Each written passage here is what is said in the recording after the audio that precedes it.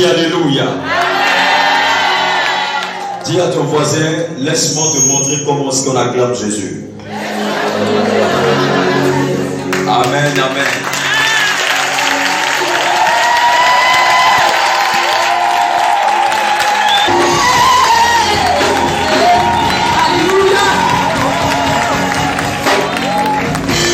Amen et amen. Il y a des rencontres qui changent la vie. Parce que j'ai expérimenté la grâce de Dieu cette semaine. Amen. Dieu m'a montré un aspect de sa face que je n'avais pas encore découvert. Vous savez, je suis un archéologue. Je suis un chercheur divin. Je cherche les facettes de Dieu.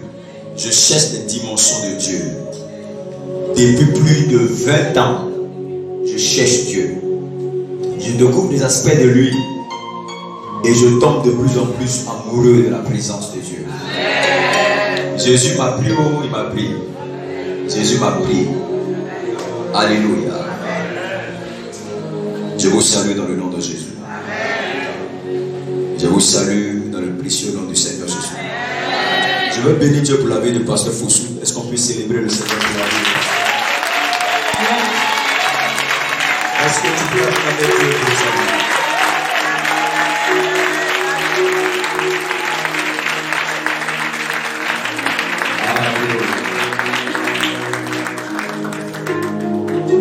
Nous allons prier un peu.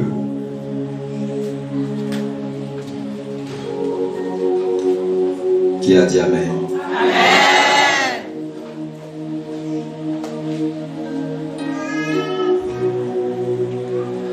Ce vendredi, j'étais orateur dans une église. Et le Seigneur m'a donné un certain nombre d'instructions. Lorsque je priais pour ce mois d'août, Dieu m'a dit que ce mois d'août, que c'était un mois de privilège, que je vais faire couler l'huile du privilège sur la vie de plusieurs personnes. C'est ce que Dieu m'a dit. Et tous les ministères dans lesquels, pour toutes les personnes, que mon ministère personnellement, l'église que je dirige, et tous les endroits où est-ce que je vais me prêcher, ici, à Abidjan, hors de ce pays, Dieu m'a dit qu'une huile de privilège t'accompagne cette semaine, ce mois-ci. C'est pourquoi je veux qu'on puisse prier. Amen, amen. Lorsqu'une personne transporte une huile de privilège, cette personne est favorisée partout où est-ce qu'elle va. Cette personne accède à des milieux partout où est-ce qu'elle va. La Bible dit que Joseph était privilégié. Parce que quand il est arrivé dans la maison de Pharaon, d'abord, parmi ses frères, il était privilégié. Et même quand il arrivait encore dans la prison, dans la maison de Potiphar, il était privilégié. Même encore dans la maison, dans la prison, là encore, il était favori, il était privilégié. Tu vas prier, tu vas dire, Seigneur, je veux qu'une huile de privilège vienne sur moi. Que dans cette saison, dans cette deuxième moitié de l'année, je sois privilégié au nom de Jésus de Nazareth. Lève tes deux mains, s'il te plaît. Dis, mon Père, mon Père. Je le dis avec conviction. Dis, mon Père, mon Père. Au nom de Jésus, qu'une huile de privilège coule dans ma vie à partir d'aujourd'hui. Qu'une huile de privilège me mette au-dessus de mes ennemis, au-dessus de mes frères. Que cette huile coule sur moi pendant que je prie au nom de Jésus. Lève ta voix, commence à parler à Dieu. Allez, allez, allez, allez, allez, allez, allez. Alléluia, alléluia.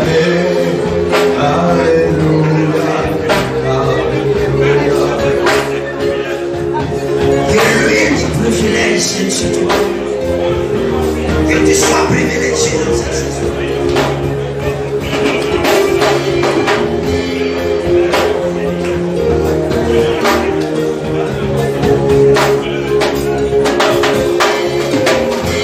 Amen.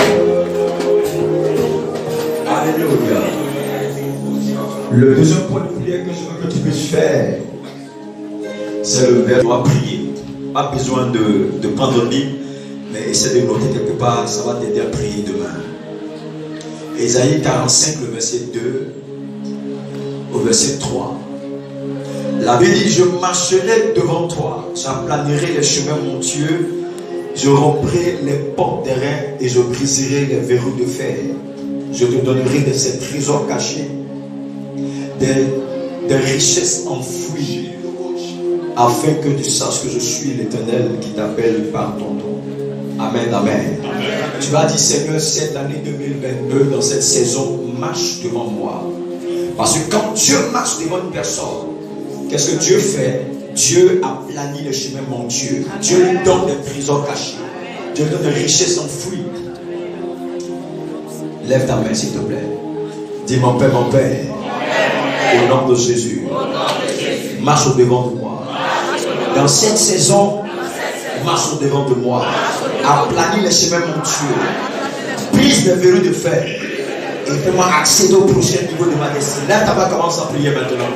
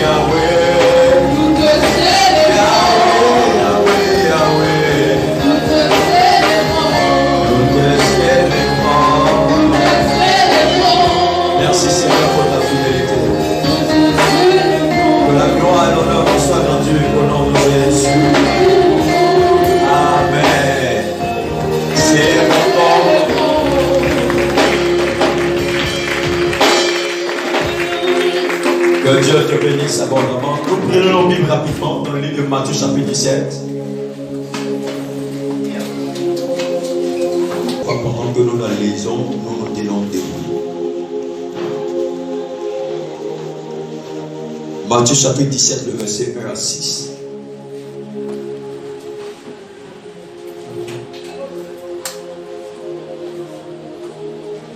Matthieu chapitre 17. Un instant, que tout le monde tourne ce passage. C'est qui?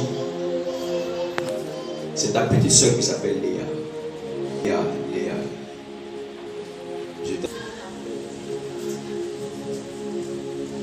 Non, c'est pas la Léa qui est parole de Dieu. Voilà, donc let's go. Verset 1 à 6. 6 jours après, Jésus prit avec lui Pierre, Jacques et Jean son frère, et il les conduisit à l'écart sur une haute montagne. Il fut transfiguré devant eux. Son visage resplendit comme le soleil. Son visage resplendit comme le soleil. Et ses vêtements devinrent blancs. Et ses vêtements devinrent blancs. Comme la lumière. Comme la lumière. Allons-y, verset 1 jusqu'au verset 6. Et voici, Moïse et Élie leur apparurent, s'entretenant avec lui. Pierre, prenant la parole, dit à Jésus, Seigneur, il est bon que nous soyons ici. Si tu le veux, je dresserai ici 3 tentes. Une pour toi, une pour Moïse et une pour Élie. Comme il parlait encore, une nuée lumineuse les couvrit. Et voici, une voix fit attendre de la nuée ces paroles. Celui-ci est mon fils bien-aimé, en qui je mets toute mon affection. Écoutez-le. Le verset 6, je vais terminer. Lorsqu'ils entendirent cette voix, les disciples tombèrent sur leur face et furent saisis d'une grande frayeur. Père, bénis ta parole, qu'elle affecte notre vie, qu'elle nous donne du volume, qu'elle nous donne de la contenance, que ta parole nous donne de l'accélération au nom de Jésus-Christ. Fais tomber les écailles de nos yeux et donne-nous de saisir la révélation de ta parole. La Bible dit tu as envoyé ta parole et ta parole est guérie. La Bible dit c'est la révélation de ta parole qui éclaire. Seigneur, nous prions aujourd'hui que le voile soit ôté et que nous saisissions la profondeur de ce que tu veux nous dire au nom de Jésus-Christ. Quelqu'un dit Amen. Quelqu'un dit Amen. Salue ton voisin à côté de toi et peut le dire. Te dis bienvenue dans la maison de Dieu. Sois prêt à recevoir la pensée, la parole de Dieu.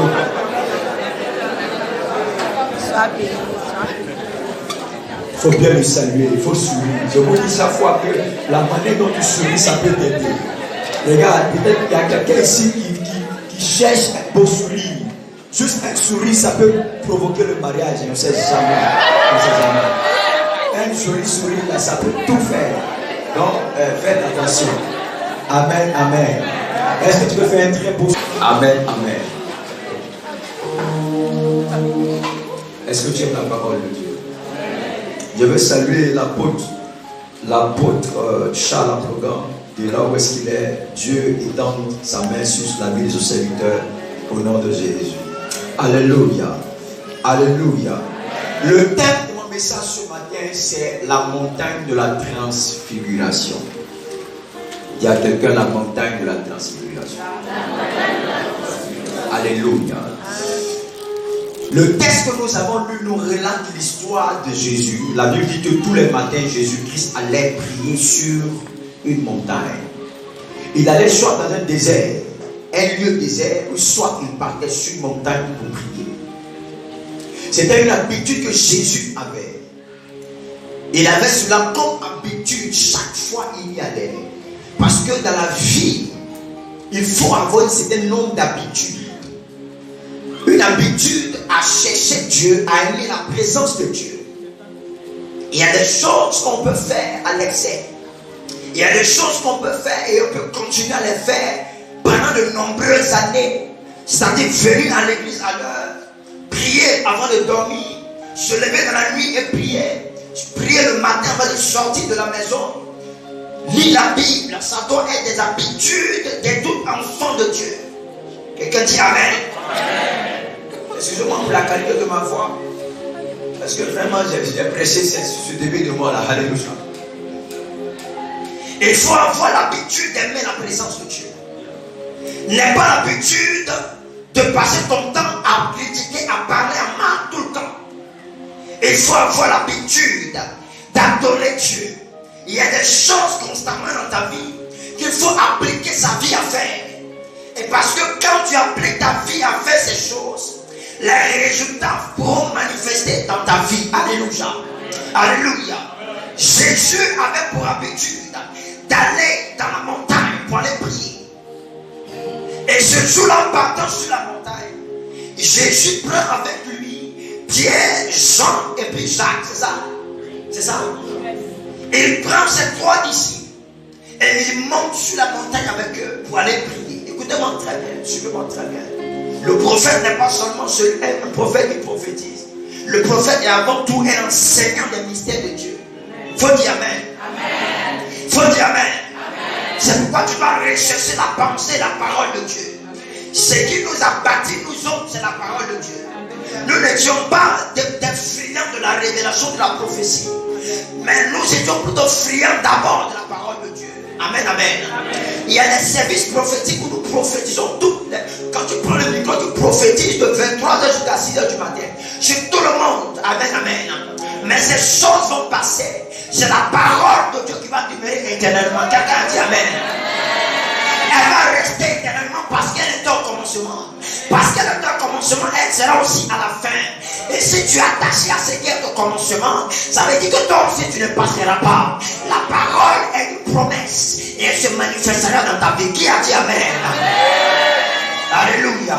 Jésus allait prier sur la montagne. La Bible dit que chaque jour il le faisait. Et ce jour-là, il partageait 3 de ses disciples. Pierre, Jean et puis Jacques.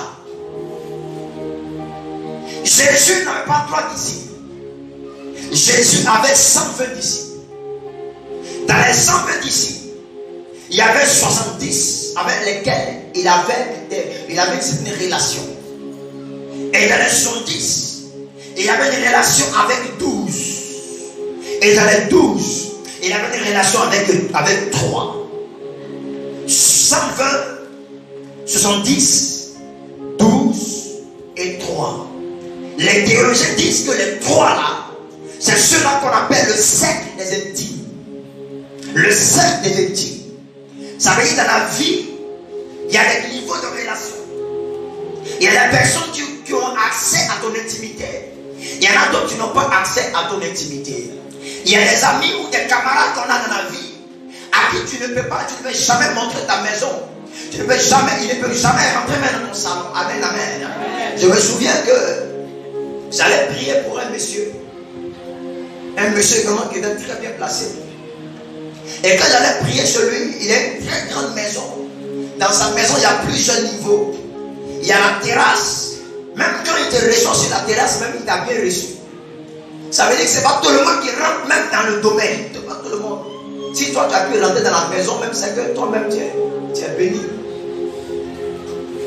Parce qu'il y a maison et puis il y a maison à Abidjan. Tu n'es pas là quelqu'un? C'est pas ça? Il y a maison et puis il y a maison. Il y a des maisons hôtel 5 étoiles. Donc rentrer même dans la villa du monsieur, c'est un privilège. Et encore si tu as reçu, parce que c'est pas sûr même que si tu reçois dans la maison, c'est pas sûr que tu t'asseyes. Si même tu t'es arrêté et tu as parlé et tu as reçu, tu es béni. Mais si tu reçois même sur la terrasse, encore c'est bien. Si encore tu es rentré dans son... Il a toujours 3 salons. Si tu es entré dans son premier salon, c'est que toi-même le ciel s'est ouvert sur ta vie. Maintenant, si tu es entré dans son deuxième salon, c'est que toi vraiment tu as dormi là, il faut dormir là-bas toujours. Maintenant, si tu es entré même dans son troisième salon, il reçoit les gens d'en haut. C'est que toi tu es vraiment... En fait, on t'a maudit avec la bénédiction. Alléluia. Gloire à Jésus. Il y a des niveaux d'intimité. J'ai prêché ici sur les vases d'honneur. Jésus avait une relation d'intimité avec ses disciples. Mais les 3 là avaient accès à son intimité. La Bible dit même que parmi les 3, il y a un qu'on appelait Jean, qui dormait sur l'épaule de Jésus. Il dormait sur la poitrine de Jésus parce qu'il était plus petit. Mais en plus, il aimait trop Jésus. Il était dans le cœur. Il écoutait même. Les théologiens disent même que ce gars-là même écoutait les battements du cœur de Jésus. Tellement qu'il était dans l'intimité de Jésus. Amen, amen. Ma prière ce matin est que tu sois un intime de Dieu. C'est que tu ne sois pas parmi les 120, mais que tu sois parmi les 3. Que tu sois parmi les 12, mais que tu sois parmi les 3. Parce que dans le cercle des intimes, ce sont ceux-là que Jésus a menés sur la montagne. Écoutez-moi très bien. Le récit de ce qui s'est produit sur la montagne là, de la transfiguration, les 9 autres disciples n'ont pas eu cette expérience. Ils ont eu une connaissance de cette expérience parce qu'ils ont raconté cela. Mais sur les autres, parce que quand tu es intime à Dieu, il y a des choses que Dieu te révèle qui ne révèlent pas aux autres. Il y a des choses que tu te montres qui ne montrent pas aux autres. Ma prière pour quelqu'un qui m'entend, c'est que Dieu te parle sur le sujet secret. Que Dieu t'accorde une révélation exceptionnelle. Que Dieu te parle des choses qui vont arriver dans 2 ans, dans 1 an, dans 1 mois, sur le pays, sur ta nation, sur ta famille. Qui va dire Amen? Que Dieu t'accorde une vie de privilèges. Que tu sois privilégié parmi plusieurs. Que tu aies la primeur de l'information. Dans le nom de Jésus. Les 3 montent sur la montagne. La Bible dit pendant que Jésus les laisse là et il s'éloigne un peu pour prier. Subitement, il y a un phénomène surnaturel qui va se produire. La Bible dit que le ciel va s'ouvrir. Et subitement, une nuée va apparaître sur la montagne. Jésus est en train de prier. Et puis subitement, la Bible dit que son aspect, son visage a changé d'aspect. Ses vêtements se sont mis à briller. Et subitement, il y a eu 2 personnes. Qui est qui? Moïse et Élie ont apparu sur la montagne avec Jésus. C'est là mon message ce matin. Et je crois que tu seras béni au nom de Jésus. J'ai dit tu seras béni au nom de Jésus. La montagne de la transfiguration. Parce que la montagne dans la Bible a une signification. La montagne dans la Bible a tout un sens. La montagne de la Bible est tout un message, tout un enseignement. Jésus avait l'habitude d'aller sur la montagne pour prier. La Bible, pendant qu'il priait, il y a eu ces 2 hommes, Moïse et Élie, qui ont apparu sur la montagne. Pourquoi est-ce que ce n'est pas Daniel qui est apparu? Pourquoi est-ce que ce n'est pas Abraham qui est apparu? Et que c'est Moïse et Élie qui ont apparu, qui sont apparus sur la montagne. Le secret est que Moïse, Élie et Jésus sont des personnages qui ont vécu à des époques différentes. Moïse a vécu avant Élie. Il n'a pas vécu dans la même période, dans la même saison. Jésus également n'a pas vécu avec eux. Mais pendant qu'il priait sur la montagne, Élie est venu et Moïse est venu. Écoute-moi très bien. Écoute-moi très bien. Écoute-moi très bien. Il y a des choses qui se produisent dans la spiritualité lorsque vous êtes des femmes et des hommes de montagne. Élie était un homme de montagne. Il avait pour habitude d'aller sur la montagne pour aller adorer. Il avait l'habitude d'aller sur la montagne pour aller prier. Moïse également était un homme de montagne. La Bible dit que c'est sur la montagne à Horeb qu'il a rencontré Dieu pour la première fois en Exode 3, le verset 1. Il allait faire paix le troupeau de son beau-père. Et c'est ce même faisant qu'il a rencontré Dieu sur une montagne à Horeb. C'est aussi sur une montagne que ce Moïse a reçu les tables de l'alliance. Moïse était un homme habitué à la montagne, Horeb et Sinaï. Même quand Dieu lui apparaît, c'est encore dans une montagne. Élie aussi était un homme de montagne. La Bible dit qu'Élie, quand il voulait entendre la voix de Dieu, il se retirait dans les montagnes. Et dans les montagnes là-bas, il y avait des tremblements de terre, mais la voix de Dieu n'y était pas. Il y avait des vents violents qui soufflaient, mais la voix de Dieu n'y était pas. Sur la montagne, Élie a pu entendre le murmure de la voix de Dieu, la voix douce de l'Éternel. C'est sur la montagne qu'Élie a expérimenté la voix de Dieu. C'est encore sur la montagne quand les gens voulaient le capturer. Élie invoquait le feu, puis le feu tombait du ciel. C'est encore sur la montagne. Donc voici 2 hommes, Moïse et Élie, habitués à la montagne. Je retourne encore sur la montagne avec Jésus et en train de converser. La montagne de la transfiguration, c'est la montagne de la connexion. C'est la montagne où Dieu vous connecte aux partenaires de votre destinée. Là où est-ce que tu es assis là, Dieu va envoyer un partenaire de destinée, une aide de destinée de ta vie, et qui va t'aider à accomplir ta destinée. Tu as raté l'occasion de dire Amen. Je croyais que tu aurais dit Amen. Et la montagne, c'est le lieu de la rencontre avec Dieu. La montagne, c'est la cabine de direction de la vie. La montagne, c'est l'endroit où nous venons pour recevoir l'entente de Dieu. La montagne, c'est le lieu de la révélation prophétique. La Bible dit que quand Pierre a vu Élie et puis Moïse, qui a dit à Pierre que c'est Élie et Moïse qui étaient sur la montagne? Qui lui a dit ça? Répondez-moi. Personne n'a informé parce qu'ils n'ont pas vécu dans la même période, dans la même époque. Quelqu'un a vécu plus de 500 ans avant vous. Il n'y avait pas de photos, il n'y avait pas YouTube, il n'y avait pas encore des buzz, de Facebook. Mais quand la Bible dit que Pierre a vu Élie, Pierre a su que c'est Élie qui est là.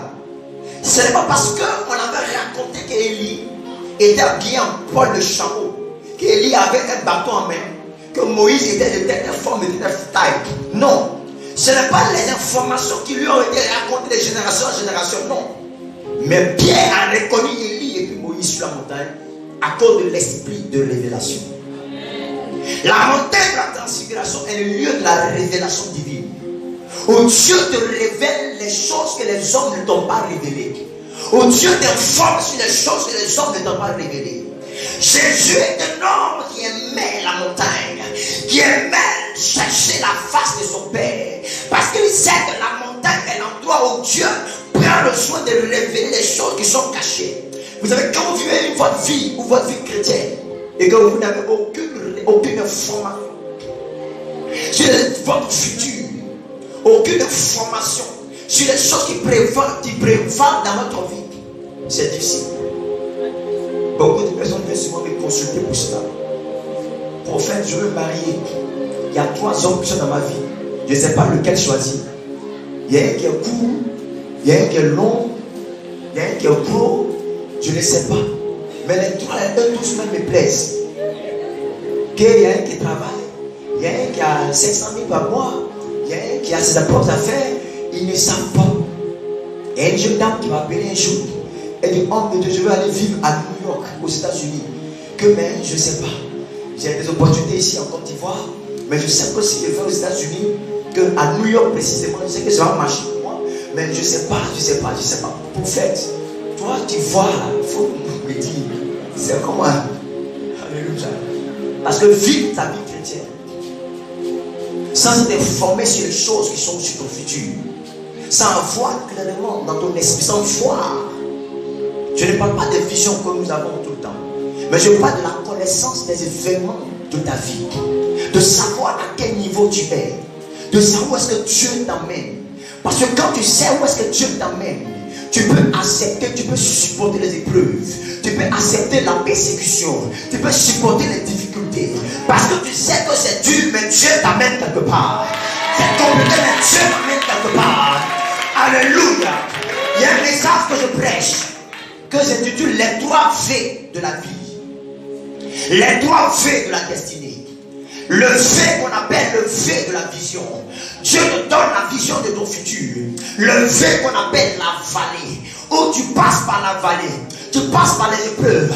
Et le V qu'on appelle le V de la victoire. Tu as la vision, tu passes par la vallée, mais tu finis par la victoire. Ça veut dire que tu peux commencer la vie. C'est difficile aujourd'hui, mais quand tu sais que Dieu t'a montré ton futur, que tu ne t'arrêteras pas à ce niveau, tu peux supporter la difficulté, tu peux supporter l'épreuve, tu peux supporter les difficultés jusqu'à ce que tu aboutisses à la finalité. Je suis venu dire à quelqu'un, et comme je me le répète, je vais le continuer à le dire, ta vie ne s'arrêtera pas là où est-ce que tu es. J'ai dit, ta vie ne s'arrêtera pas là où est-ce que tu es. Ton foyer ne mourra pas, ta destinée ne sera pas enterrée. Tu aboutiras à la destinée que Dieu te réserve. Qui m'a dit Amen? Cette fois-ci le pied dit fire.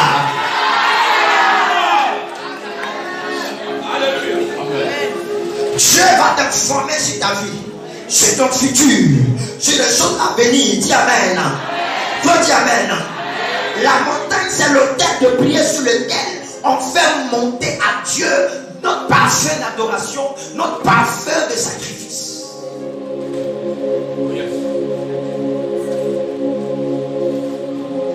La montagne, c'est le lieu où notre vision est affinée.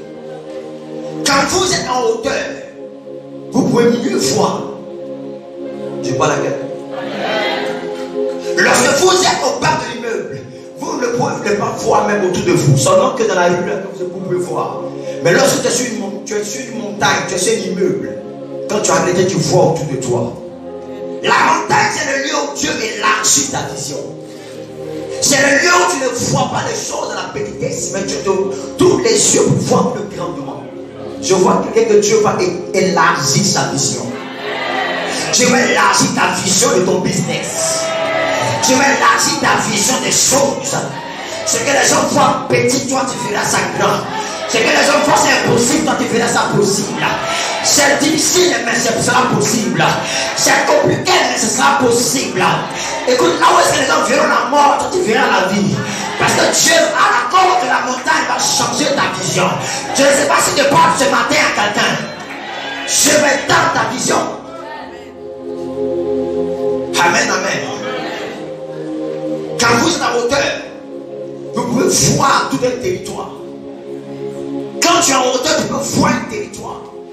Tu peux voir que le commerce, la boutique de vêtements que tu as, tu peux offrir ça à Cocody, tu peux offrir ça à la Riviera, tu peux offrir ça à Makori, tu peux offrir ça à l'aéroport, tu peux offrir ça là parce que tu es en hauteur. Tu vois un plus grand champ de vision. Tu as un plus grand. Oh, je ne sais pas si tu parles à des hommes et des femmes. Dieu par la montagne étend ta vision, élargit ta vision. La montagne, c'est le lieu où Dieu guérit ta cécité. Il enlève la cécité de tes yeux. Tu ne seras plus aveugle par la montagne. C'est là où Dieu guérit les aveugles. Je vois des femmes et des hommes que Dieu guérit de la cécité. Alléluia. La montagne, c'est le lieu du jeûne et de la prière. Dans le milieu chrétien, quand on dit je suis sur la montagne, ça veut dire quoi? D'où vient cette expression? Ça vient de l'histoire de Jésus. Je suis sur la montagne. Ça veut dire que je ne suis pas en bas. Mon esprit est monté. Je suis en hauteur. Je suis en hauteur. Celui qui est en hauteur peut voir l'adversité. Il peut voir que c'est gâté habitant. Parce qu'il voit que les enfants de courir des pas. Donc il voit. Celui qui est en hauteur ne peut pas être vaincu. Amen, amen. Celui qui est en hauteur a de l'avantage que sur ceux qui sont en bas. Qui m'a dit amen? C'est pourquoi tu as besoin de monter sur la montagne. Tu as besoin d'être une femme de montagne. Un jeune homme de montagne. Amen et amen. C'est sur la montagne que lorsque Moïse est descendu, son visage a changé d'aspect. Je vais vous dire ça tout à l'heure. Une année, je ne sais plus si c'était en 2003 ou 2004. J'étais avec un ami, on est parti prier dans une brousse. On est parti, il y avait des grandes herbes. On a fait coucher les herbes là, et puis on s'est assis, lui et moi. On a commencé à prier. 2003, 2004, je ne sais plus. On priait, on a fini de prier. Et on est rentré dans le quartier. Il y a une jeune femme qui était là, qui est une des femmes que j'évangélisais dans le temps. Quand elle m'a vu, elle m'a dit, mais pourquoi ton visage brille comme ça? Elle dit, on te vient à changer. Je t'ai brille. Elle ne savait pas ce que je t'avais fait. Mais lorsqu'elle m'a vu, elle m'a dit que ton visage brille. Elle dit, il y a quelque chose sur ton visage. Elle-même n'allait pas expliquer. Je ne lui ai pas dit que je suis allé en jeûne. Je suis allé en prière. Je ne l'ai pas informé de ces choses. Elle m'a vu, elle m'a dit, pourquoi ton visage brille comme ça? Ce n'est pas parce qu'elle a mis une rouge sur mon visage. Mais ton visage brille. Et j'ai compris en fait que c'est parce que je venais de la montagne. La montagne a changé l'aspect de mon visage. La montagne ne change pas seulement ton aspect spirituel. La montagne change même ton aspect physique. Amen, amen. Je disais réveiller cette nuit que quand la gloire de Dieu vient sur la vie de quelqu'un, même la couleur de ta peau change. Ils vont te demander, mais ça veut quelle pommade américaine tu te pommades? Tu vas dire non. C'est l'eau, tu mets là l'eau simplement. Parce que même la gloire de Dieu va changer ton teint. Ton teint sera café, cacao, façon. On ne comprend pas, mais c'est la gloire de Dieu. Alléluia. Ils essaieront d'expliquer ton affaire. Mais c'est un autre niveau, c'est un autre level. Je vois quelqu'un que Dieu est en train de tendre la dimension. Qui m'a dit amen. Qui m'a dit amen. Qui m'a dit amen. Ton amen va t'aider ce matin. Ton amen va t'aider ce matin. La montagne, c'est le lieu où les secrets sont révélés. La montagne, c'est le lieu de la sélection divine. Dieu sélectionne les gens sur la montagne. Ce n'est pas tout le monde c'est pas tout le monde. Sur la montagne, c'est le lieu de la sélection. Si tu veux être sélectionné par Dieu, tu veux vivre la sélection divine, apprends à être une femme de montagne. Jésus a pris seulement 3 de ses disciples alors qu'il en avait 120. Et puis il est monté avec eux sur la montagne. Parce que sur la montagne, c'est le lieu de la sélection. Dieu prend le soin de sélectionner. Écoute-moi très bien. Dans l'équipe nationale, ce n'est pas tout le monde qui joue. Même si tu es fort, ce n'est pas tout le monde qui sélectionne. C'est le sélectionneur qui sélectionne. C'est lui qui sélectionne les gens. Mais quand tu es un homme de montagne, Dieu te sélectionne. En fait, partout où est-ce que tu vas, il y a une huile de sélection qui t'accompagne. Amen et amen. Quand tu arrives dans un endroit, il y a l'huile de sélection qui est sur toi. Tout le monde peut être mis à l'écart, mais toi, on te prend et on te fait entrer là-bas. À cause de l'huile de la sélection qui est sur toi, je prophétise sur la vie de quelqu'un qu'après ce culte, tu expérimenteras la sélection divine. Je dis que tu expérimenteras la sélection divine. Tu expérimenteras la sélection divine. Amen, amen. Si tu vends des vêtements, c'est à toi que les fournisseurs donneront les plus beaux produits, marchandises. Si tu m'as dit amen, que cela se manifeste pour toi. Amen, amen. Les plus grandes, les plus bonnes marchandises, ils vont sélectionner sa main à part. Ils vont dire que c'est pour l'achat temps, c'est pour le vrai temps. Parce que lui là, il y a quelque chose de particulier qui est sur lui. Que c'est qu'il vienne sur toi au nom de Jésus. La montagne, c'est le lieu de la qualification et de l'équipement. C'est sur la montagne que Dieu équipe, que Dieu t'équipe. Tu ne sais pas parler, tu ne sais pas prêcher, tu ne sais pas chanter, tu ne sais même pas diriger une entreprise, tu ne sais pas vendre, tu ne sais pas faire quelque chose. Écoute-moi, c'est sur la montagne que Dieu qualifie les gens. C'est sur la montagne que Dieu qualifie les gens. Lorsque Salomon devait être roi à la place de son père, écoute-moi, Salomon est venu, il dit Seigneur, mais on dit que c'est moi le roi, mais vous aussi là, il ne sait même pas parler. Je ne sais même pas parler. On lui dit c'est moi hier, j'ai fait le discours devant le président Alassane Ouattara, mais j'ai bégayé. J'ai fait le mixage. Voilà, ça ne sort pas. On lui dit c'est moi qui ai chanté, mais voix même là, ça ne sort pas. Amen, amen. On dit que c'est moi, je vais faire les décorations, mais je ne sais même pas comment les faire. Étonné, même étonné.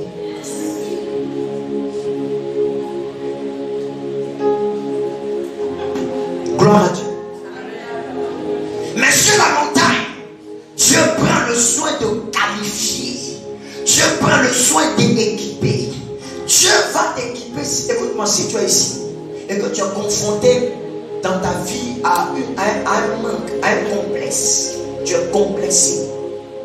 Il y a des gens qui sont complexés. Quand ils voient quelqu'un garer une grosse voiture, il faut le voir, ils tremblent devant lui. Les noirs même sont complexés devant les blancs. Bizarrement, quand un blanc vient quelque part, si un blanc rentre tout à l'heure ici, vous allez les voir. Ils vont vouloir être amis au blanc. Ils vont vouloir c'est-à-dire quand ils font louange, ils ne veulent pas taper le blanc. Ils veulent, parce qu'il y a un complexe que les noirs ont vis-à-vis des blancs. Dans une église un jour, j'ai vu un blanc et sa femme sont venus. Les deux sont blancs. Ils ont fait asseoir le blanc là devant. J'ai dit, vous jouez les gars. Son blanc là, c'est quoi? Il est supérieur, mais c'est quoi? Ils ont mis une table devant lui. C'est le pasteur à table devant lui. Il table devant le blanc. Il fait l'eau devant lui. Bon, on va dire que c'est un étranger. C'est pas le recevoir, mais ça n'a rien à voir. C'est le complexe. Tu es complexé parce que il y a l'une de mes filles qui a fait Star Live, l'émission de chansons là. C'est ça comment on dit? Star Karaoké. J'avais fait une année, ça va là. Il y a une qui était troisième là, c'était ma fille. Elle était avec moi à l'église. Elle est venue me voir, elle dit papa, vraiment l'émission, je dis qu'il faut chanter. C'est ton don, il faut aller chanter. Si le pasteur d'Abidjan veut t'attaquer, il devait venir m'attaquer. C'est moi qui endosse la responsabilité. Amen, amen. Il y a une fille qui est passée devant elle. La fille a commencé à chanter. Mais regarde, dit papa, la fille est dangereuse, c'est moi d'aide. Ça ne vous est jamais arrivé. Ou quelqu'un passe avant vous et puis il est dangereux que toi. Amen. Amen. En entreprise comme dans n'importe quel domaine, le gars est dangereux, la fille est dangereuse d'elle. D'abord, elle sait bien s'habiller. Elle est propre, elle est chic, elle sent bon, elle est bien habillée. Et puis elle a le talent, elle sait parler. Maintenant, toi-même, c'est-à-dire quand toi-même tu te regardes même, en fait, tu es complexé. Tu te poses des questions. Et c'est venu faire quoi ici même? Amen, amen. Le comédien, le magnifique, il dit les gens allaient faire un spectacle quelque part dans une ville du Maroc, quelque part très loin là-bas. Là-bas, les gens ne parlent pas français, ils parlent seulement arabe. Donc il y a des comédiens qui vont passer. Donc le premier comédien passe. Lui, il parle, les gens rient. Deuxième comédien passe. Pas les gens un peu rient un peu. Troisième, on dit c'est magnifique, il faut venir à passer. Mais quand il regarde le visage des Arabes là, il sait que c'est blanc, c'est bêtise, il fait Abidjan, il rit là. Il sait que ça va pas prendre là-bas. Donc il dit est-ce qu'on peut me mettre quatrième? Bon, on les met quatrième. Après encore, il dit est-ce qu'on peut mettre cinquième? On a mis neuvième maintenant. On dit il n'y a pas dixième là, il faut passer. Il est venu, il dit bonjour. Et puis il est parti. Parce qu'il sait qu'il est complexé, c'est pas facile. Alléluia. Il est complexé. Mais quand tu es un homme qui aime la montagne, la présence de Dieu, ce qui se passe, c'est que Dieu, tu viens, tu dis Seigneur, je ne sais pas diriger, je ne sais rien faire.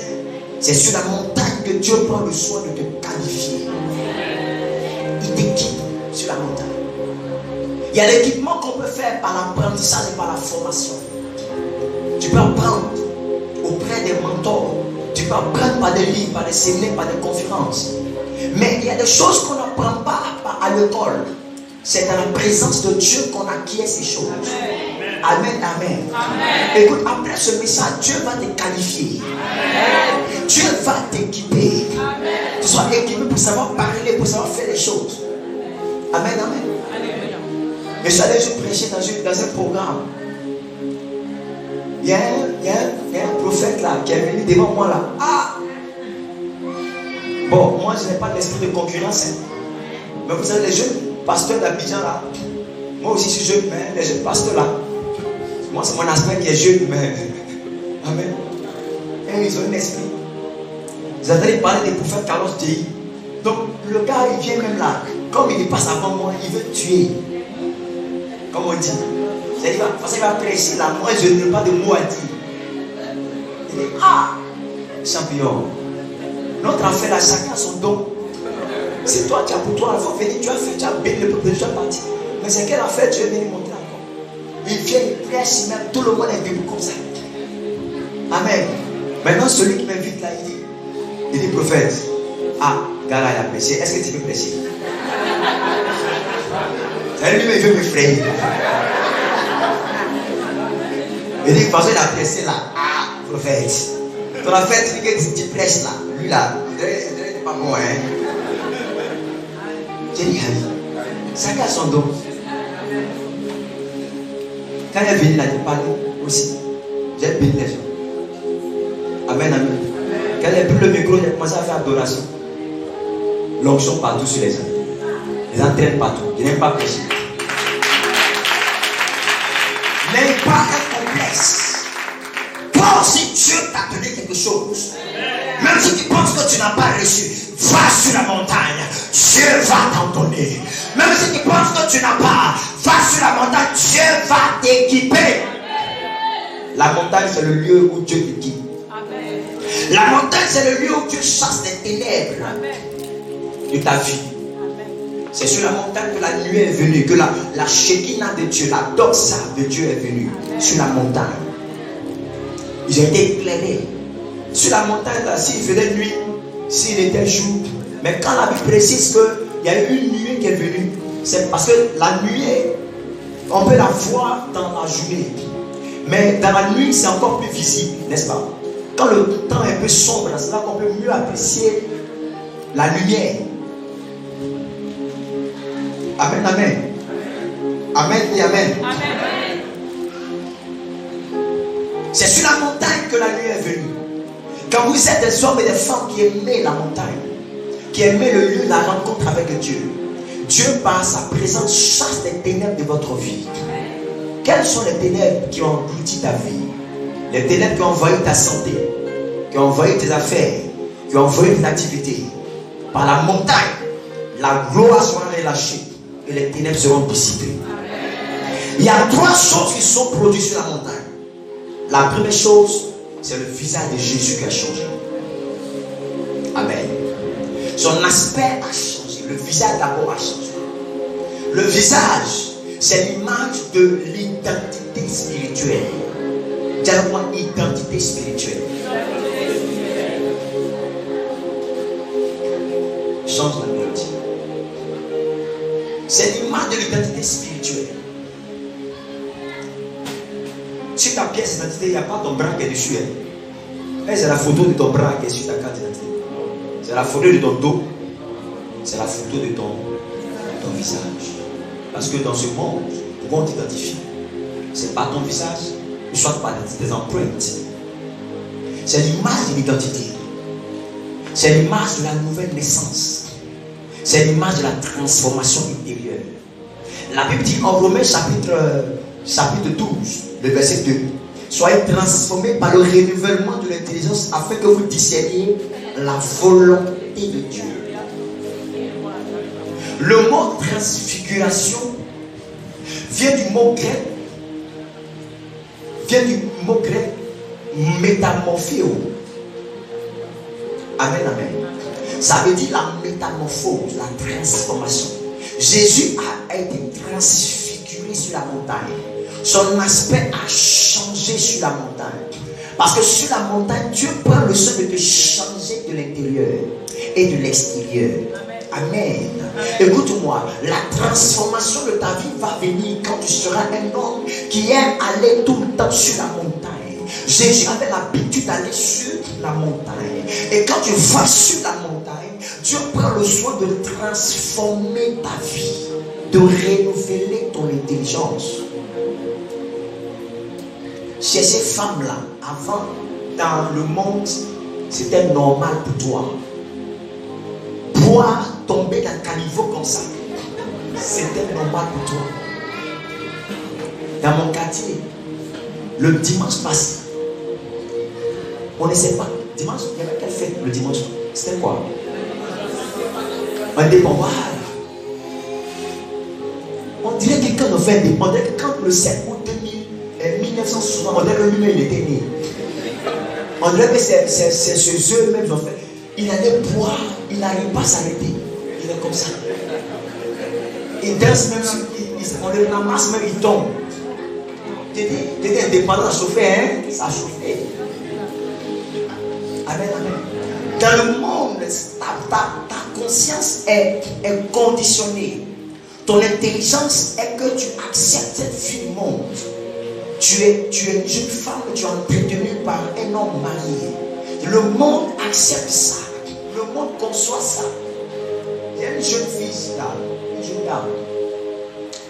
Depuis près de 9 ans, elle est entretenue par un homme. Je lui dis, mais attends, tu n'as pas envie d'informatisation, écran placement, lis tout ce qu'il faut dans la maison. Elle ne manque de rien. Il peut lui donner pratiquement 400 000 francs le mois. Il travaille, il est boss à El Paradis Cosmétique. J'ai dit, mais toi, tu n'as pas envie d'avoir ton mari chez toi. Tu n'as pas envie de dormir dans les bras de ton mari. Tu n'as pas envie que ton mari, tu fasses souvent de la comédie avec ton mari, causer un peu. Tu n'as pas envie de ces choses-là. Et dit non, homme de Dieu, non. Parce que le monde conçoit ça. Mais quand tu es une femme de montagne, tu aimes aller dans la présence de Dieu. Dieu sent sa mentalité. Oh, je ne sais pas si je parle. Amen. Il y a une transformation intérieure qui est faite. Quand tu regardes ça, tu vois ça en de la boue. Tu vois ça en du péché. Tu vois ça en une chose qui n'est pas correcte. La montagne, c'est le lieu où Dieu prend le soin de nous transformer, de lui donner une identité qui honore le royaume de Dieu. Tu n'as pas été racheté pour vivre dans des bassesses. Excuse-moi si j'emploie ces mots. Tu n'as pas été lavé par Jésus pour retourner encore dans la saleté. Même si tu es pasteur. Amen. Je vais parler aux hommes. Respectez vos femmes. Honorez vos femmes. Aimez vos femmes. Tu n'as pas été racheté par Jésus pour continuer à vivre dans le péché. Non. Tu peux avoir des faiblesses. Tu peux avoir des défauts. Tu peux lutter avec un péché. Nous tous, on est passés par là. Amen, amen. Tu sais que mensonge même là t'aime. Tu te bats pour te séparer du mensonge. Le mensonge, toi et moi, il y a un amour. Tu veux te divorcer aujourd'hui. C'est pas moi qui t'ai sauvé.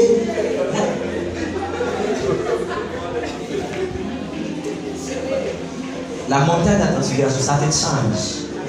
Que Dieu puisse aider quelqu'un dans cette église. Amen. Tu peux lutter avec le péché. Mais tu ne parles de toutes tes propres forces. La Bible dit dans le livre de Jean, chapitre 8, que c'est donc le Fils de la franchise qui soit réellement libre. Parce qu'avant, quand on péchait, quand tu pêches avant, au temps de Moïse, là, tu emmènes un animal, tu mets ta main sur l'animal, et puis tu transfères ton péché dans l'animal. L'animal là, on le jette dans le désert, et puis il meurt, le soleil le tue là-bas, il meurt. Ou bien on le gorge, on le brûle. Ça s'appelle Azazel, le bouc émissaire. C'est ce qu'on faisait avant. Mais ça ne changeait pas les gens. C'est comme le jeune qui est parti voir le prêtre là. Il dit, mon père, vraiment j'ai encore volé aujourd'hui. Mon père dit, ah bon? Il dit, oui, il a volé. Il dit, non, tu as volé quoi? Il dit, il a volé le code. Tu as volé le code. Que la paix du Seigneur soit avec toi. Il ne fait plus ça encore. Hein? Okay. Il est parti encore, il est devenu encore. Il dit, mon père, j'ai péché encore. Donc mon père pensait qu'il y a encore cette facile. Peut-être qu'il a peut-être insulté quelqu'un. Il dit, non, mon père, j'ai volé le code encore. Tu as volé le code.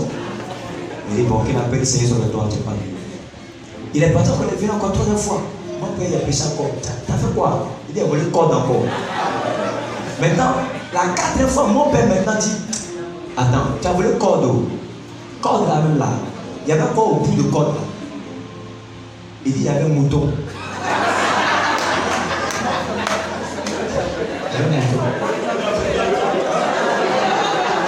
Tu as volé le code. Mais le mouton, c'est le mouton qui a donné le code là. Il ne dit pas que c'est le code là. Amen, amen. C'est Dieu qui peut délivrer une personne du péché. C'est pourquoi il faut désirer abandonner. Le péché dans lequel tu es, il faut désirer l'abandonner. Je prêche la grâce. Je suis un prédicateur de la grâce. Je prêche les thèmes. Je prêche sur l'onction, sur le prophétique. Je prêche les dons spirituels. Je prêche sur le mariage. Je prêche sur la vie après la mort. Je prêche sur les thèmes. Mais l'un des messages que j'aime parler sur des thèmes qui amènent les gens à être transformés. Parce que je vais prophétiser, je vais même prophétiser sur marabout. Je vais même prier pour un marabout qui va être guéri. Si il est guéri, il peut retourner à son maraboutage. Parce que là, oui, la grâce, vous n'avez jamais vu quand on fait les croisades là, il y a des musulmans qui viennent, ils sont malades. Ils sont à l'hôpital, ils ne sont pas été guéris, mais ils viennent quand même. Quand on prie, ils sont guéris là, ils retournent encore dans l'islam. Vous n'avez pas vu ça? C'est quand lui-même personnellement, quand il réfléchit, il dit, ah, depuis le fait, depuis là, il n'y a pas encore, mais Jésus m'a guéri. C'est là maintenant, il vient à Christ réellement. Donc, la guérison, les dons, les miracles là, c'est un appart parfois pour amener les âmes à Jésus. Amen. Mais sinon, tu veux prier pour des gens, ils retournent encore dans le monde. Dieu est guéri. C'est pas comme si la maladie va revenir, il est guéri même, Dieu l'a guéri. Mais il va retourner encore dans le monde. Donc, je prêche des messages pour amener les gens à être transformés. Maintenant, après qu'on veut faire, maintenant on chante, on fait. Mais sinon, il faut être transmis. Ça veut dire que je ne devrais pas seulement tomber. Quand tu te relèves là, il faut que tu sois transformé. C'est transformé là, c'est ça qui est le vrai point. C'est ça qui est vrai, c'est ça qui est bon. changé pour Jésus. On est sauvé pour la transformation définitive. La deuxième chose qui s'est produite sur la montagne, la Bible dit que les vêtements de Jésus ont été sublimés. Les vêtements, c'est le symbole de deux choses. Les vêtements, c'est le symbole du témoignage. Le témoignage et la prospérité. La Bible dit que ces vêtements ont commencé à briller. Parce que les vêtements ont deux sens. Les vêtements veulent dire le témoignage et la prospérité. C'est ton vêtement qui couvre ta nudité. C'est le vêtement qui fait qu'on n'arrive pas à voir ton intimité. Ton vêtement te cache. Ton vêtement, c'est ta réputation. Ton vêtement, c'est quoi ton témoignage? Il y a trois types de témoignages. Le témoignage de l'évangélisation. Le témoignage de l'action de grâce. Quand Jésus m'a guéri, je viens de rendre témoignage. Et puis le témoignage que j'appelle la réputation. La réputation. Tes œuvres. Tes vêtements sont tes œuvres. Et la montagne de la transfiguration, Dieu veut mettre un accent sur la réputation de ta vie, sur ton témoignage personnel. Si tes œuvres, en tant qu'enfant de Dieu, est-ce que tes œuvres sont bonnes? Parce que quand tu as une bonne réputation, ça veut dire que tu as des bonnes œuvres. La bonne réputation est égale à des bonnes œuvres. Quand tu as des bonnes œuvres, ça veut dire que tu as une bonne réputation.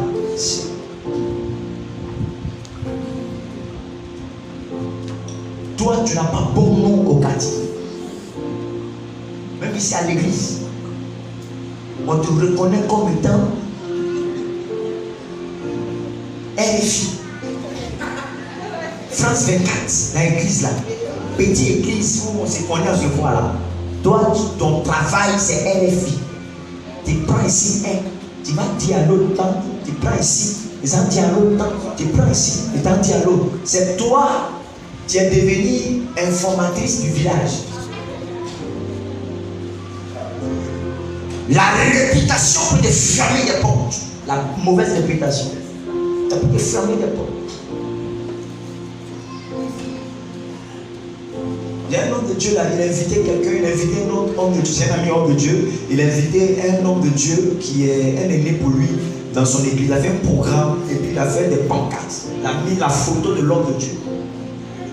Les gens sont venus prendre cette pancarte là pour aller jeter quelque part.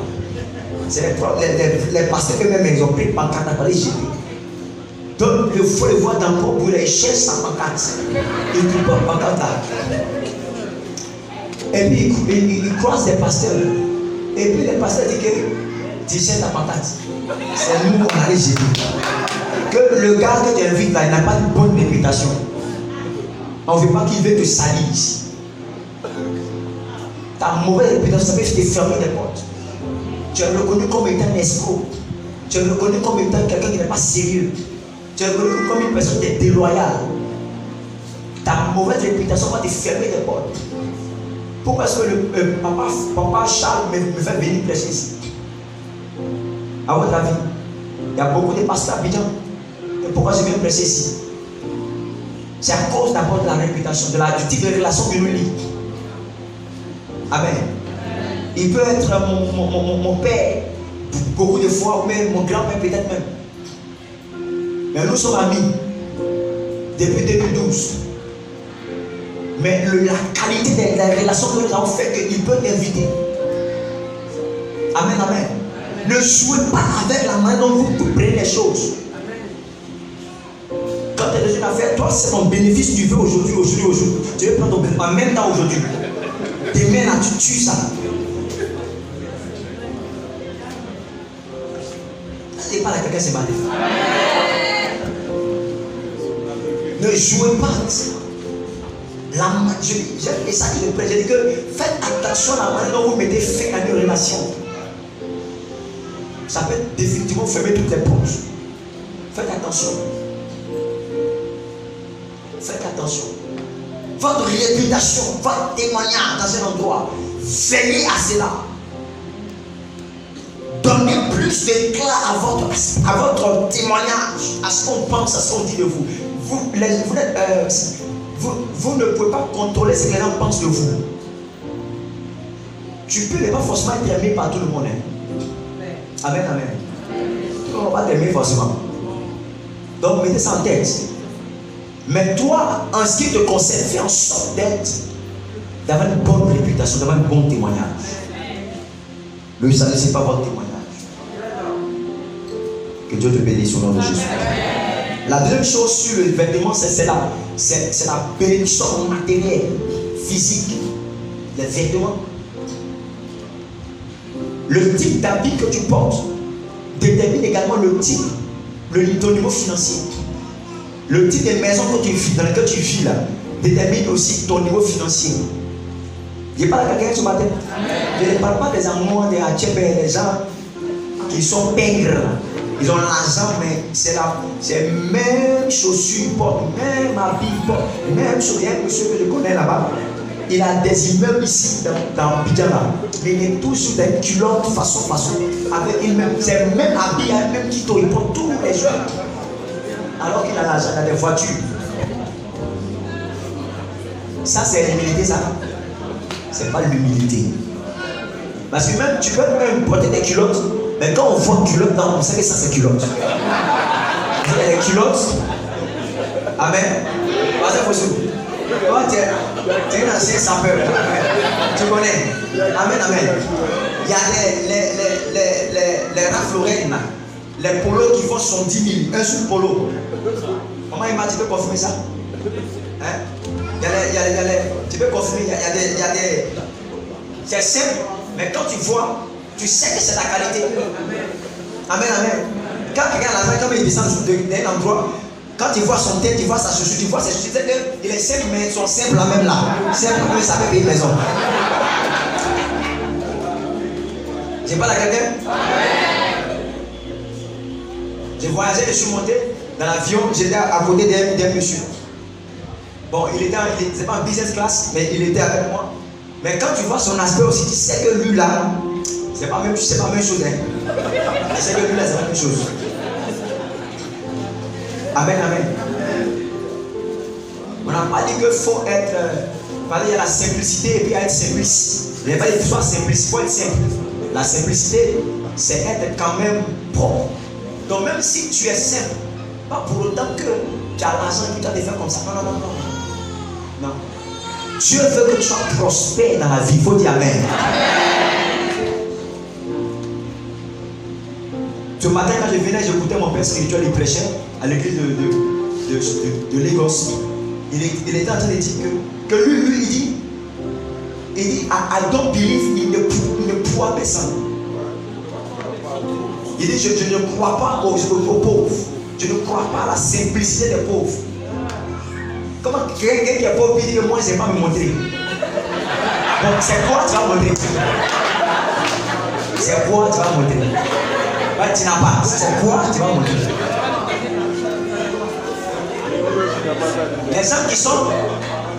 Les gens qui aiment montrer, les gens qui disent que non, moi je ne sais pas me montrer, c'est parce qu'il n'y a pas.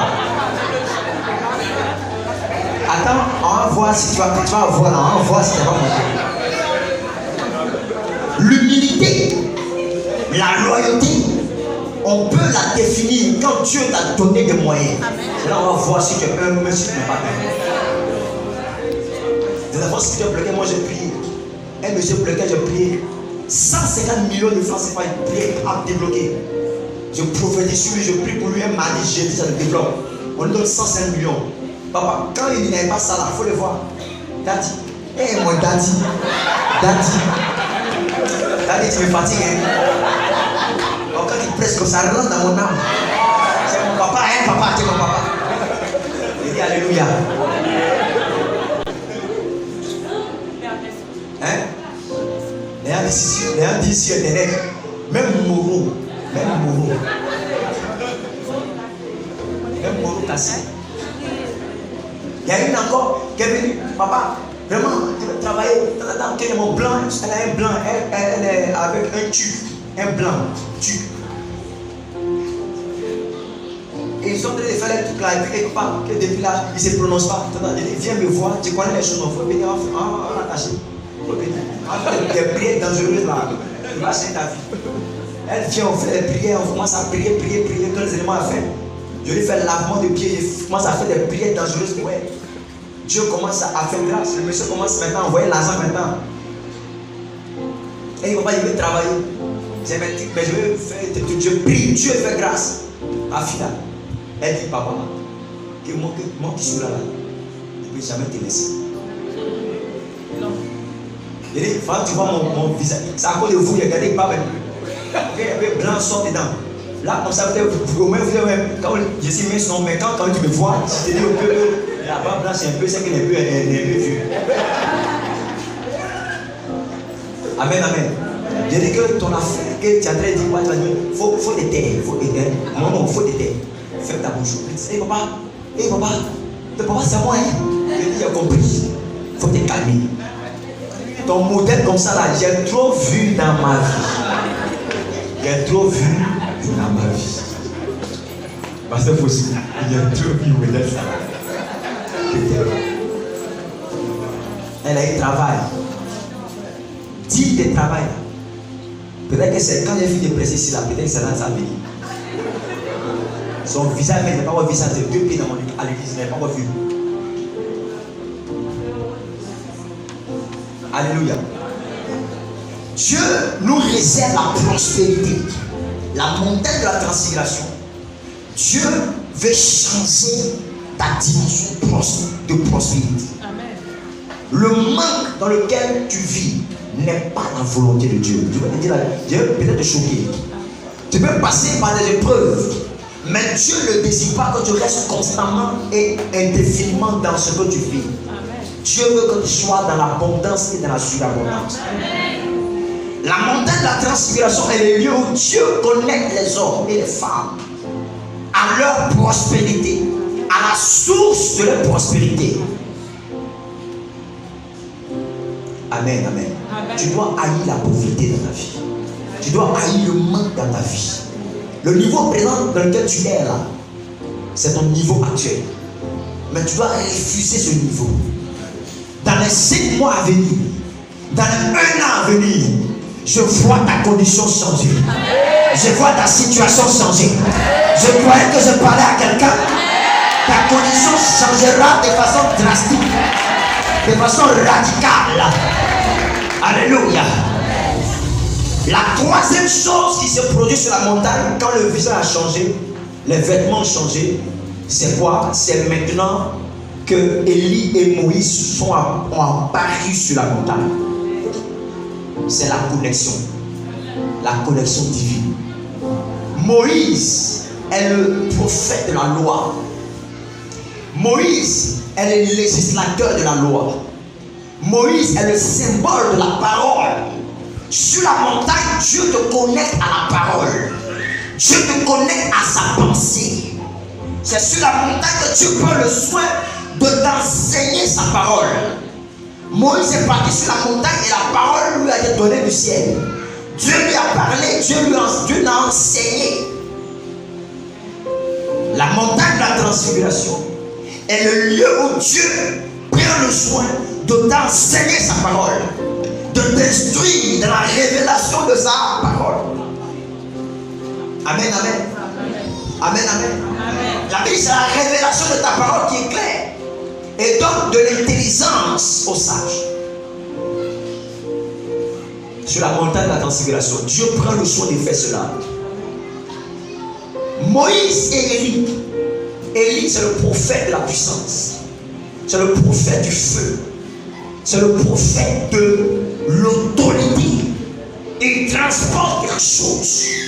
Élie a tué les prophètes de Baal. Élie a invoqué le feu. Et le feu est apparu. Écoute-moi très bien. Écoute-moi très bien. Sur la montagne de la transfiguration, Dieu ne te connecte pas seulement à la révélation. Il ne te connecte pas seulement à la parole, mais il te connecte à la puissance. C'est un lieu de remplissage où Dieu te remplit de sa puissance. la puissance que nous déployons, la puissance que nous manifestons, nous la collectons dans la présence de Dieu. Nous l'accumulons dans la présence de Dieu. Un homme sans puissance sera manipulé. Un homme sans puissance sera contrôlé. C'est pas le jour de la Pentecôte. La puissance est venue.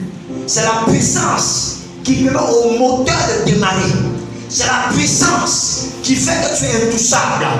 C'est la puissance qui t'aide à accomplir ta destinée. Sans puissance, tu es vide. Sans puissance, tu es manipulable. Sans puissance, tu es contrôlable. C'est la puissance qui donne de l'efficacité. C'est pourquoi tu peux prier des heures afin que la puissance quitte le ciel et coule dans ta vie. Car la puissance est sur toi. Les malades seront guéris. Car la puissance de Dieu est sur toi. Tes paroles seront transportées par la puissance. Et le règne de Dieu sera manifeste. La puissance de Dieu. Il te faut cette puissance. C'est sur la montagne de la transfiguration que la puissance est manifeste dans notre vie. Et vous recevrez une puissance. Le mot puissance vient du grec dunamis. Dunamis qui veut dire force divine. Dunamis qui veut dire capacité divine. Et quand Dieu veut te rendre efficace, il t'accorde la puissance.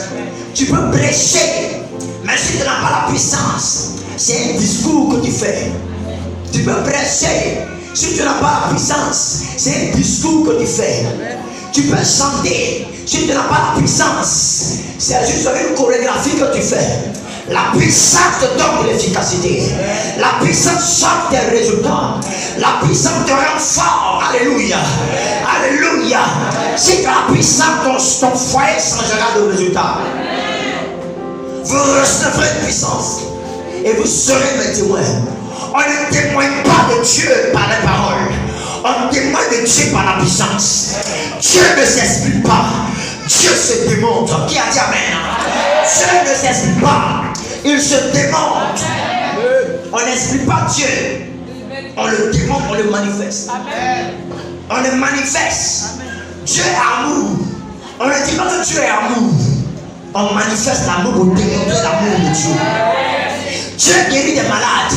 On ne dit pas ça seulement. Mais on veut voir des malades guéris par la puissance de Dieu. La puissance, c'est ce qu'il te faut. La Bible dit sur la montagne, Moïse est descendu sur la montagne.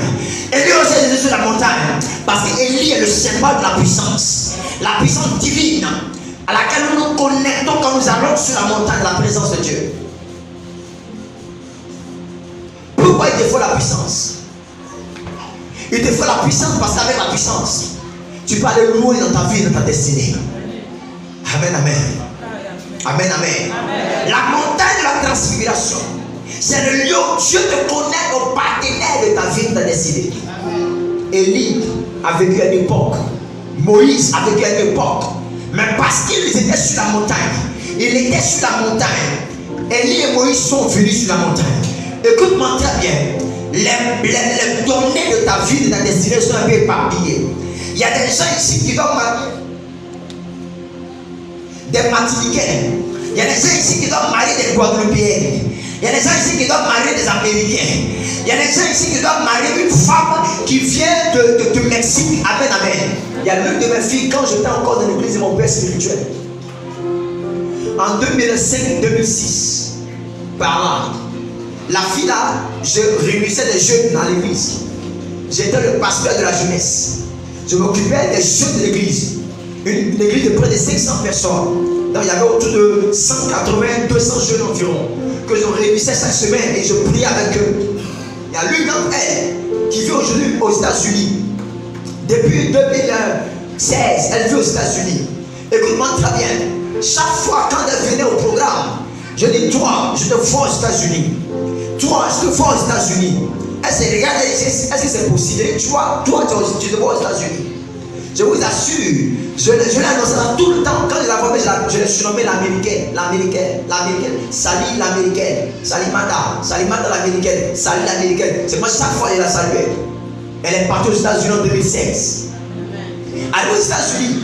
Elle a marié légalement un jeune Mexicain rempli du Saint-Esprit, aimant Dieu, parlant en langue, beau gosse, pro, ayant une entreprise, va bien chez lui. Elle a quitté son abobo natal. Elle s'est revenue aux États-Unis et puis elle marie un Mexicain. Je suis venu prophétiser pour quelqu'un ici. Tu es assis ici, mais Dieu te destine à marier un Américain. Tu es assis ici, mais Dieu te destine à marier un Italien. À marier une femme qui vient de la France. Ça va se réaliser au nom de Jésus. On dirait les femmes ici, c'est pas conseillé parce que. Amen, amen. Tu es ici, mais ta destinée n'est pas pour ici. Tu es ici, mais ta vie n'est pas pour ici. Tu es ici, mais ta vie n'est pas pour ici. Ta destinée est pour les nations. Ta destinée est pour les hauteurs. Ta destinée est pour la grandeur. Je crois que je parle à quelqu'un. Je prophétise pour 40 femmes. Je prophétise pour 40 femmes. Après aujourd'hui, tu rencontreras l'homme de ta destinée. Tu rencontreras la femme de ta destinée. Ta vie changera. Tes résultats changeront. Alléluia. Tu vas ouvrir une entreprise au Congo. Une entreprise de diamants. Des stations ici à Abidjan. Mais la personne qui va t'introduire dans ce business, je prophétise que tu le rencontres dans ce mois. Tu le rencontreras dans ce mois. Tu le rencontreras dans ce mois. Qui m'a dit amen? Qui m'a dit fire? Qui m'a dit fire? Qui m'a dit fire? La montagne de la transfiguration, c'est la montagne qui change l'aspect de ta vie. Je ne peux pas être réellement amoureux de la présence de Dieu et être la même personne. Jésus a changé ma vie. Même la couleur de ta peau changera. Même le thème vocal changera. Même ta voix changera. Ta manière de parler changera. Le changement viendra pour toi. Amen, amen. Je vais rapidement ouvrir une parenthèse. Et je vais clore mon message. Amen, amen. Quand tu es un homme de montagne, tu es un homme de hauteur. Tu n'es pas consolé par la cour, comment on appelle ça? La basse-cour. Tu n'es pas consolé par la basse-cour. Les sorciers de ton village qui s'amusent, c'est des enfants. Vous êtes des enfants. Vous voulez faire quoi? Ils ne peuvent rien contre toi. Vous n'êtes pas dans la même classe, dans le même niveau, dans la même dimension. Quand tu es un homme de montagne, une femme de montagne, tu es un aigle. Je dis, tu es un aigle. Les aigles ne font pas les nids en bas. Les aigles font les nids sur le sommet des montagnes. Les aigles font les nids dans la hauteur. Les aigles ne sont pas en bas ici. Les aigles, je peux te parler un peu de l'aigle. L'aigle, c'est un animal qui est terrible. C'est un animal avec lequel on ne joue pas. La Bible dit que les enfants de Dieu sont comme des aigles, ils volent dans les hauts lieux. Amen et amen. La première caractéristique de l'aigle, c'est la vision de l'aigle. La vision de l'aigle est développée 6 fois à 8 fois que celle de l'homme. Un aigle peut voir sa proie à 2 à 5 km. C'est quoi? Oh my God.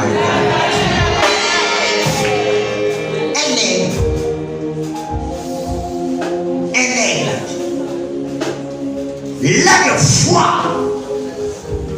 Il voit à 2 et à 5 km. Sa vision est bien développée. Capacité. Tu n'as pas raté sa proie. Quand il est en hauteur, quand il voit comme ça, fais comme ça avec moi. Je te vois en train de voir ton vol. Commence à faire comme ça. Je te vois en train de voler. C'est la saison des aigles. Je te vois en train de voler. Je te vois en train de voler. Je te vois en train de voler. Aidez-les. Je te vois en train de voler. Il y a une onction qui va venir sur toi. Tu ne seras plus au même niveau. Tu ne seras plus à la même place. Il y a une onction qui vient sur toi. L'onction de la hauteur. L'onction de la hauteur. Assure-toi. Ils ont vu que ça va rapporter 10 millions. Toi, tu vois que ça va rapporter 1 milliard. Tu ne vois pas comme eux. Ta vision est affinée. Ta vision est développée. Tu ne vois pas comme un homme, mais tu as une vision surnaturelle. Tu as une vision surnaturelle. Élie était sur une montagne quand il priait. Il priait sur la montagne pour que la pluie tombe. Et quand il priait, la Bible, il y a eu un petit nuage comme la paume d'un homme. Le petit nuage là est devenu une pluie torrentielle. Le petit nuage là a produit une pluie diluvienne. Écoute-moi très bien, quand tu es un homme de montagne, tu vois dans les petites choses de grandes choses. Tu vois dans la mort la vie. Tu ne vois pas comme les hommes voient. Tu es dans ta vision. La deuxième chose sur la caractéristique de l'aigle, c'est la vitesse de l'aigle. La vitesse de l'aigle. L'aigle, dans sa vitesse de croisière, fait 320 km/h. L'aigle, il fait 320 km/h. Il vole comme ça. My God. Il y a un homme qui vient d'entrer dans la salle. Tout à l'heure. La vitesse. L'aigle a une vitesse exceptionnelle. Quand l'aigle a vu sa proie, il prend son envol. Il fonce, rien ne peut l'arrêter. Il est plus rapide que le guépard. Il est plus rapide que les animaux les plus rapides du monde. L'aigle a une vitesse. Quand tu es un homme de montagne, Dieu te donne de la vitesse. Tu vas commencer à accélérer dans ta vie. Tes résultats ne seront pas acquis comme les autres ont acquis les résultats. Toi, tu vas aller plus vite. Je prophétise la vitesse de la vie de quelqu'un. Je ne parle pas à tout le monde. J'ai dit, je ne parle pas à tout le monde. Je prophétise la vitesse.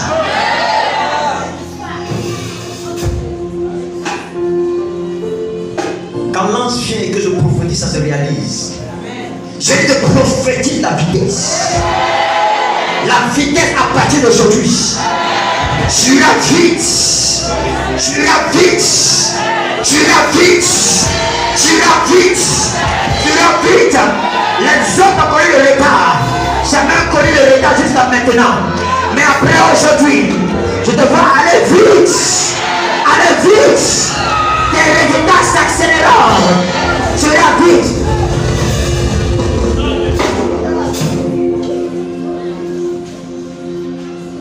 Tes papiers ont mis du temps. Les choses vont lentement. Quelqu'un veut te faire venir en France, aux États-Unis, depuis quelque temps. Mais il y a un ralentissement. Après ce message, je vois les choses s'accélérer. Je vois les choses s'accélérer. Je vois les choses s'accélérer. Je vois les choses s'accélérer. Tu as déposé des dossiers quelque part. Et tu veux que les choses puissent aller, mais depuis 6 mois, depuis 3 mois, tu veux ces papiers depuis des mois.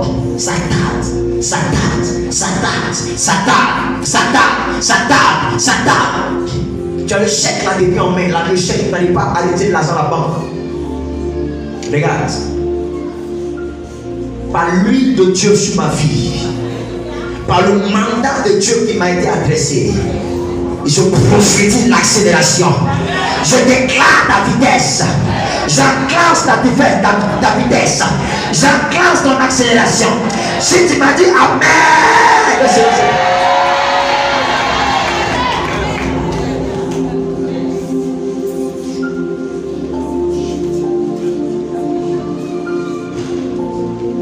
la troisième caractéristique de l'aigle, c'est la polyvalence.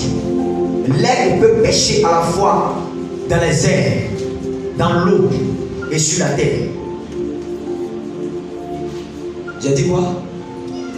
L'aigle peut pêcher, peut chasser. Il chasse dans les airs, il chasse dans l'eau, puis il chasse sur la terre. C'est la polyvalence de l'aigle. Tu seras polyvalent dans ta vie. Même si ton magasin était cassé à Makori, quand tu vas t'installer à Cocody, ça va prospérer. Quelqu'un a dit que tu seras comme bois de manioc. Partout où tu es planté, tu vas pousser. Je veux, tu vas pousser. Je veux, tu vas pousser. Tu seras polyvalent. Tout ce que tu vas entreprendre, tu seras polyvalent.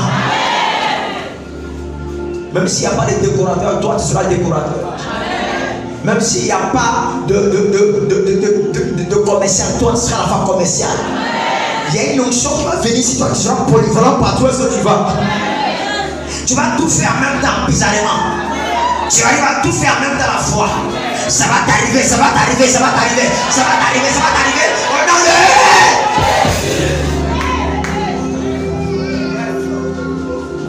Quatrième caractéristique, c'est l'équilibre. L'équilibre. L'aigle peut transporter quelque chose qui est plus lourd que lui. Si l'aigle fait 50 kg, il peut soulever quelque chose qui fait 150 kg. 3 fois son poids. C'est l'équilibre. C'est un animal qui est équilibré. Et Dieu te donnera de l'équilibre dans ta vie. Tu sois équilibré. Les choses que tu vas soulever dans ta vie, on regarde ton gabarit là. On dit attends, c'est lui là. C'est lui là. On dit oui, c'est elle. C'est lui. Amen, amen. Je suis allé au Nigeria, il y avait un jeune pasteur. C'est mon petit frère jusqu'à même. Le jeune il a 35 ans. Mais il a une église de 3000 personnes. Et puis il a plus de 30 églises. Des branches. Quand tu le regardes, tu vois son visage. Tu vois sa forme. Tu dis, c'est lui là. On dit oui, c'est lui. C'est son modèle là qu'elle lui. C'est son modèle là. Écoute-moi très bien. Les gens vont te voir. Ils vont voir ce que tu produis comme résultat. Amen. Quand on fait le rapport, on ne comprend pas. On dit la femme c'est là, c'est qui a fait ça là. On dit oui. C'est qui a fait l'immeuble ça là. On regarde ton visage aussi, on ne voit pas ton modèle là. Mais c'est ce qui va arriver dans ta vie. Les gens seront surpris de tes résultats. Dieu te donnera de l'équilibre. Et ils seront surpris. C'est quelle caractéristique de l'aigle? C'est la fixation. L'aigle est le seul animal qui peut fixer le soleil pendant des heures. Il fixe le soleil comme ça. Écoute-moi. C'est que les hommes n'arrivent pas à fixer, toi tu vas les fixer. Sixième caractéristique de l'aigle, c'est sa longévité. L'aigle vit longtemps plus que tous les autres animaux, les autres oiseaux. Il vit plus longtemps. Il vit plus longtemps. Où tu es assis là, tu vas faire 100 ans. Il faut pas penser que tu vas mourir à 62 ans. Tu vas faire 100 ans, tu vas faire 120 ans. Qui m'a dit amen? Le foyer de tes frères qui a été détruit en 2 ans, 3 ans. Il y a un monsieur qui a fait son mariage avec 10 millions. Un mois après, ça fait ils ont divorcé. Mais toi, ça va t'arriver au nom de Jésus-Christ. La longévité pour ton foyer, la longévité pour tes affaires, la longévité pour tes entreprises, la longévité au nom de Jésus.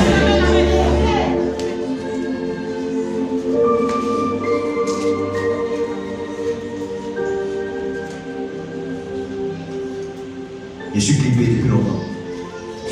La septième caractéristique, c'est le cri de l'aigle. Quand une aigle veut attraper sa proie, quand il est en train de venir vers toi, si la vie aboutit, puis il est en train de venir, il crie. Son cri, c'est quoi? Son cri là, c'est un cri paralyseur. Quand il crie là, ça paralyse automatiquement sa proie. Ça paralyse sa proie. Si un aigle veut venir prendre comme ça, écureuil, il veut venir prendre comme ça, pour qu'il pique, pour le soulever en haut. Quand il arrive à quelques mètres, il crie. Son cri là, ça paralyse, c'est comme si ça paralyse en même temps l'animal. Et puis il le prend en même temps. L'animal est paniqué, il ne sait pas s'il va la gauche à droite. Il ne sait pas s'il va la gauche à droite. Il est paralysé automatiquement. Écoute-moi bien. Dieu va donner à ta voix une autorité. parleras, ils ne pourront pas répondre. Je ne sais pas si je parle à des gens. Quand j'ai fait mes choses là, je ne sais pas si vous me comprenez. Quand tu parleras, personne ne pourra répliquer, personne ne pourra répondre. Dieu donnera de la force, de l'autorité, de la puissance à ta voix. Tu parleras, les pas suffiront. Tu parleras, les barrières tomberont. Tu parleras, les choses se produiront. Oh, tu parleras et les portes vont s'ouvrir. Les rochers vont se branler. La Bible dit que la voix de l'Éternel fait enfanter les biches. Ta voix fera enfanter des nations. Ta voix fera enfanter des femmes. Ta voix fera enfanter des entreprises. Ta voix fera enfanter des résultats. Ta voix fera enfanter des résultats. Tu parleras au son de ta voix influente. Tu parleras ici terreur. Ils ne pourront pas lever la tête. Ils ne pourront pas lever les yeux.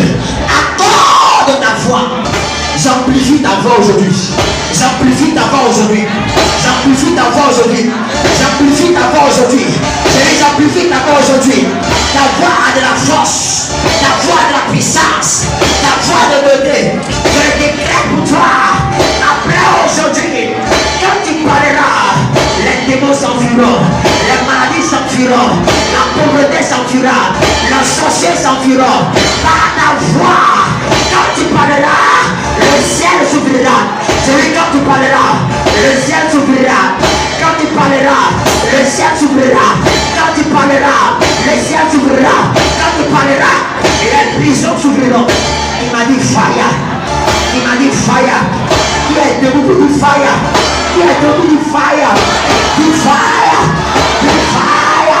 Du fire.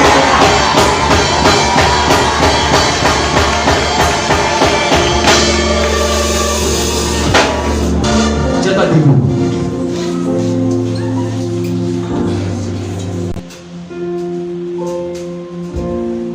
Lève ta voix, commence à prier. Dis, oh Dieu, je suis sur la montagne ce matin. Je veux que tu me qualifies. Accorde-moi la révélation, la vitesse, les connexions. Lève ta voix, commence à parler à Dieu. Nous sommes ce matin sur la montagne. Nous sommes sur la montagne de la transfiguration. Il y a des gens, l'aspect de leur visage, l'aspect de leur vie va changer. Changer. Une transformation. On te dira aujourd'hui, d'où est-ce que tu viens? Tu diras que je fais du culte. Mais il y a un changement qui accompagnera ta vie. Après aujourd'hui, il y a un changement qui accompagnera ta vie. Ça a commencé même là, aujourd'hui même, à l'instant même, ça a commencé. Lève ta main, commence à prier. Parle à Dieu, parle à Dieu. Oh my God. Oh my God. Oh my God. Oh my God. Lève ta voix, parle à Dieu, dis Seigneur, c'est le temps, la saison de ma transformation. Demande tout ce que tu veux. Demande tout ce que tu veux. Le ciel est déjà ouvert. Le ciel est déjà ouvert. L'ange de l'Éternel est présent. Demande tout ce que tu veux. Tout ce que tu veux. Là maintenant. Là maintenant. Demande tout ce que tu veux.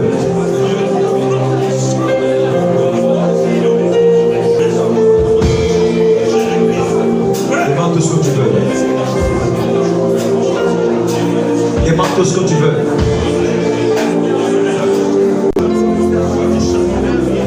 Le Seigneur, c'est ma saison. Aucun sorcier ne pourra te contrôler. Aucun sorcier ne pourra te dominer. Tu ne peux pas être manipulé ni manipulable.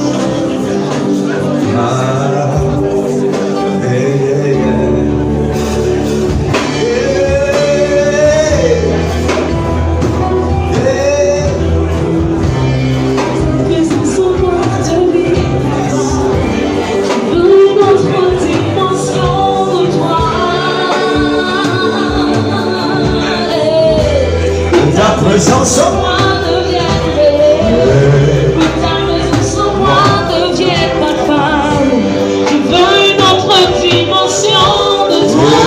autre dimension.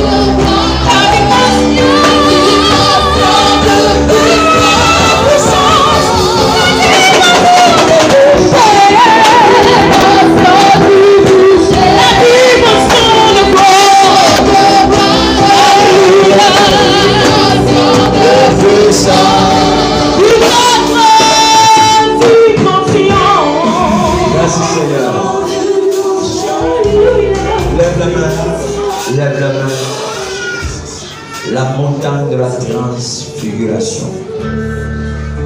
Tout un message, toute une dimension, tout un symbole. Si ton cœur aspire à être une femme, un homme qui aime la présence de Dieu, qui aime la montagne de Dieu, toutes ces choses se produiront dans ta vie. Il y a une atmosphère très puissante dans cette église. Je veux que tu tends ta main comme un aigle, les deux mains comme un aigle, comme une action prophétique. Et tends les mains comme un aigle là comme ça. My God, tu vas prendre ton envol à partir d'aujourd'hui. Ils te poursuivront, mais ne pourront jamais atteindre ton niveau. La vitesse, la vision, la connexion, la capacité va t'accompagner à partir d'aujourd'hui. Pendant que tes mains, étends tes mains comme un aigle, comme si tu t'apprêtes à prendre ton vol. Ne sois pas distrait. Il y a une onction qui va être relâchée. Il y a des gens qui vont se sentir comme des anges qui sont en train de les aider. Des anges qui sont en train de les aider à prendre de l'envol. Tu auras l'impression que tu es en train de décoller du sol. Tu auras l'impression que tu décolles du sol. Tu auras l'impression que tu décolles du sol.